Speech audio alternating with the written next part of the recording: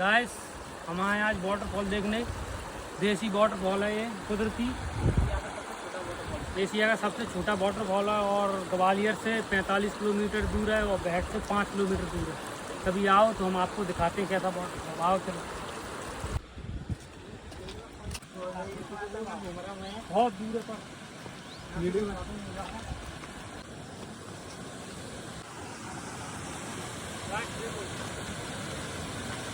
इसे यहाँ स्थानीय लोग नार घाट बताते हैं।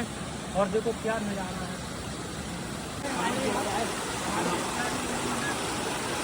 गाइस घनी जंगल है, पहाड़ी इलाका है। हमारे जहाँ शेरों की आबादी बहुत रहती थी यहाँ पर।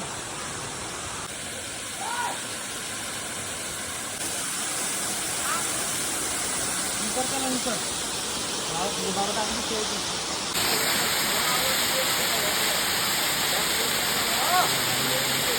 बेटे